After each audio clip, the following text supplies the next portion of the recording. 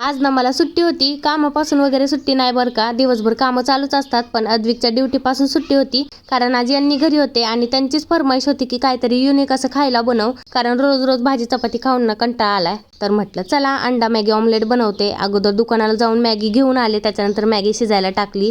काय नाही, नॉर्मल अशी मॅगी शिजायला टाकली, पाणी टाकलं, त्यात मॅगी मसाला आणि मॅगी टाकली आणि म्हटलं त्यातली अर्धी लेकरांना द्यावी आणि अर्धी मस्त ऑमलेट बनवावं. तर इथे ना मॅगी शिजते तोवर म्हटलं कांदा टोमॅटो बारीक असं कट करून घेऊया आणि कोथिंबीर पण लगेच बारीक बारीक कट करून घेतली, कारण कोथिंबीर शिवाय टेस्टच नाही. तर मॅगी शिजून रेडी झाली होती. यातली अर्धी मॅगी ना लेकरांना दिली आणि अर्धी ना मला खावीशी वाटत होती, कारण मला मॅगी ना खूप आवडते. पण मन धट्ट करून ना कसं तरी त्याच्यामध्ये कांदा टोमॅटो कोथिंबीर टाकलं आणि लगेच अंडे पण फोडून टाकले सगळे आणि त्याच्यामध्ये टाकलं थोडंसं चवीनुसार मीठ, थोडंसं लाल तिखट आणि सगळं असं मिक्स करून घेतलं. मग रेडी झालं होतं. म्हटलं चला आता ऑमलेट बनवूया. मग पॅन गरम झाला होता, त्याच्यावरती टाकलं तेल आणि मस्त मॅगीचं ऑमलेट बनवायला ते रेडी केलं होतं. आपण अंड्याची पोळी कसं टाकतो तसंच नॉर्मली असं टाकून घेतलं.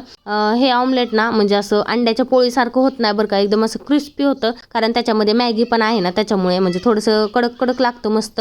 तर लगेच ना तव्यावरती चपाती पण गरम करायला ठेवली, कारण त्यांना कडक कडक चपाती आवडते. मग त्यांना मस्त असं नेऊन दिलं आणि राहिलेले मॅगी ऑमलेट पण सगळे असे बनवून घेतले आणि मग सगळे बनवल्यानंतर मस्त असं आईला बोलवलं. आई, मी, यांनी आणि ताई आम्ही सगळे अशा आवडीने खात बसलो होतो. याच्यासोबत ना टोमॅटो केचप ना खूप छान लागत होतं, युनिक अशी टेस्ट लागत होती. तुम्ही पण एकदा नक्कीच ट्राय करा. आणि आमची देवांशी ना बघायला आली होती मी कॅमेरामध्ये काय करते. तर चला बाय.